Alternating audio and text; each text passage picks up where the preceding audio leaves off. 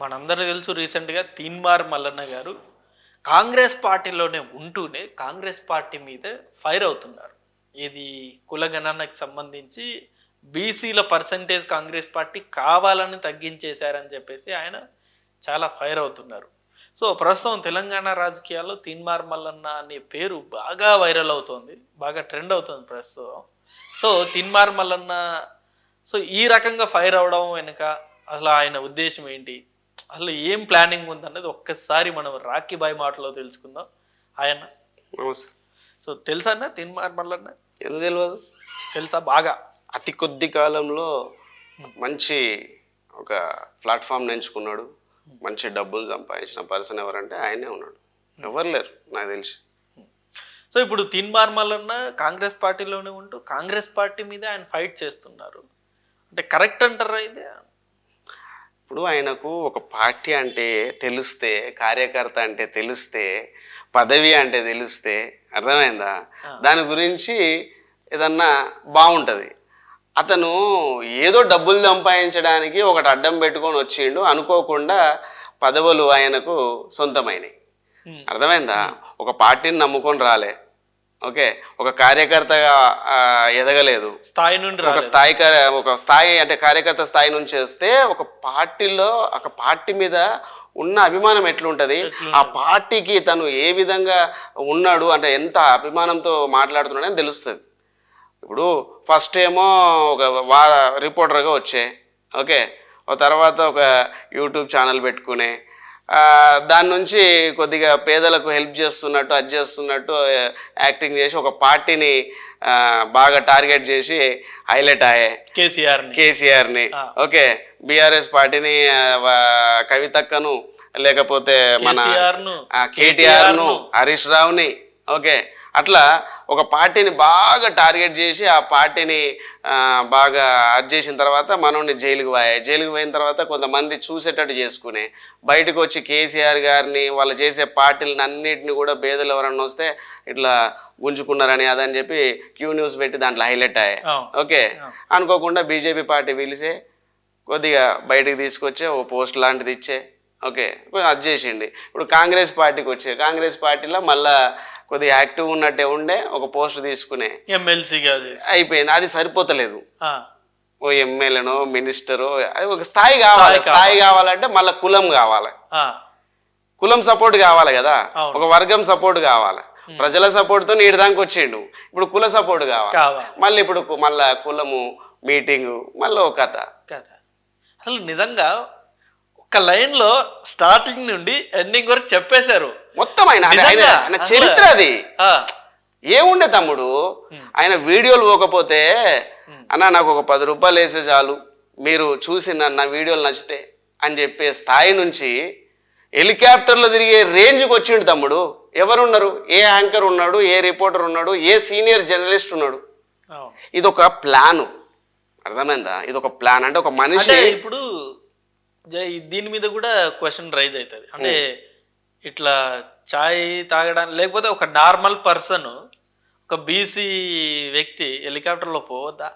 అది ఎట్లా సాధ్యమవుతుంది తమ్ముడు, ఎట్లా సాధ్యమవుతుంది? ఇప్పుడు నువ్వు కానీ నేను కానీ ఎక్కగలుగుతామా? ఎక్కలేము. అసలు ఆలోచించగలుగుతామా? లేదు.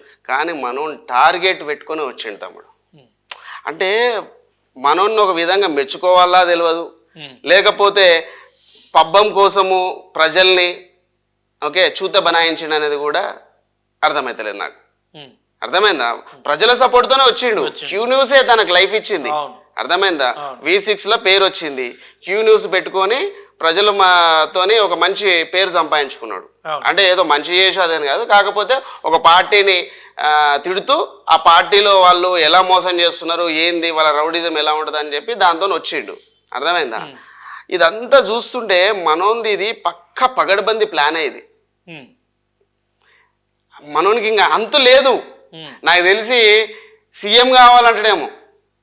ఆల్రెడీ ఆ మీటింగ్ లో మోతుకుపల్లి నరసింహులు గారు అన్నాడు కూడా విన్నారా? నేను వినలే, తర్వాత ఇప్పుడు చెప్తుంటే నేను విన్నట్టు అనిపిస్తుంది. నిజమే అది. అంటే రేవంత్ రెడ్డి కేసీఆర్ కాలే ఏమో తీర్మానం మరలన కావచ్చేమో. అంటే ఒక అర్థం ఉండాలి తమ్ముడు. వీళ్ళంటే వాళ్ళు ఎన్ని ఇయర్స్ నుంచి పార్టీని నమ్ముకొని ఓకే ఒక పార్టీని నమ్ముకొని టీడీపీని నమ్ముకొని ఆయన అర్థమైందా ఇద్దరు టీడీపీ నుంచి వచ్చిన వాళ్ళే కదా. ఆ ఎన్టీఆర్ మహానుభావుడు వల్లనే వచ్చిన వాళ్ళే, కేసీఆర్ అయినా కానీ రేవంత్ రెడ్డి కానీ. అర్థమైందా?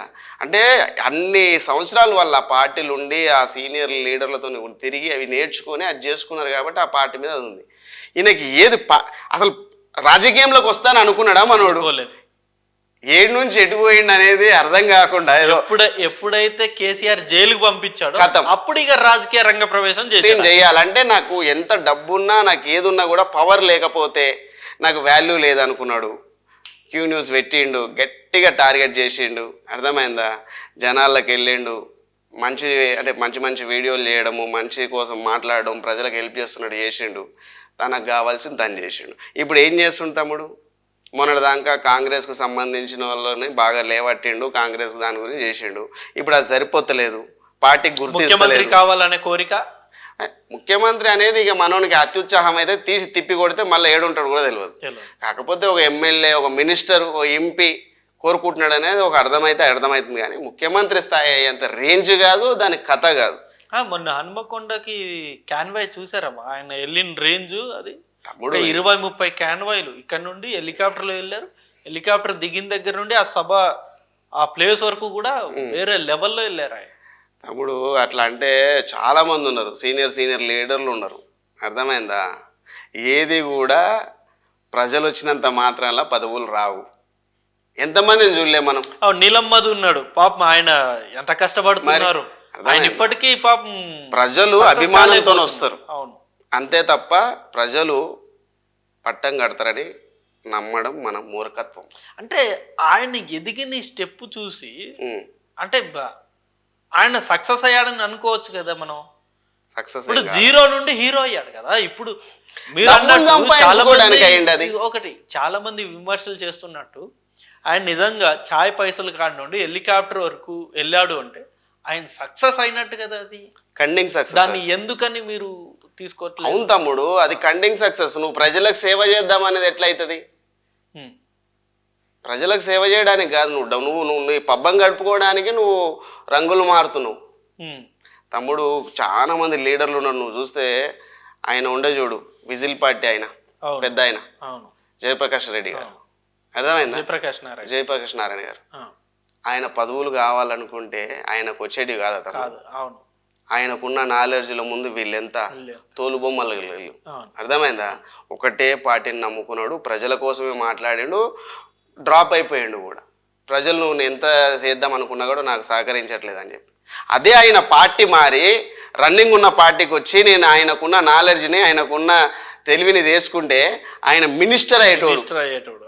అర్థమైందా? ఈడ పబ్బం గడుపుకోవడానికి పార్టీలు మార్చుకుంటూ రంగులు మార్చుకుంటూ వెళ్ళే వాళ్ళు కొంతమంది, దాంట్లో తీన్మార్ మల్లన్న ఒకడు. అదే పార్టీని నమ్ముకొని అదే ప్రజల కోసం ఆలోచించే వాళ్ళు అట్లా సీనియర్ లీడర్లు. అర్థమైందా? మనోడు ఖాళీ నామమాత్రానికి ప్రజల ముందుకు వచ్చి ప్రజలకు హెల్ప్ చేస్తున్నట్టు, ప్రజల గురించి మాట్లాడుతున్నట్టు పోలీసు వాళ్ళని తిట్టుడు, రాజకీయ నాయకులకు ఫోన్లు చేసుడు, ధమ్కీలు ఇచ్చుడు, ఇవి చేసుడు అవి చేసుడు అన్నీ చేసిండు. ప్రజల కోసం దగ్గర అయిండు. కొద్దిగా మనకి చిన్న పార్టీ గుర్తించి పదవి ఇచ్చింది. దాంతో సరిపోతలే అని చెప్పి ఇప్పుడు కులాన్ని అడ్డం పెట్టుకొని మళ్ళీ మీటింగ్లు అని ఇవని. అర్థమైంది? 4 పైసలు వెనకకేసుకుండు. ఆ పైసలతోని మళ్ళీ ఇదంతా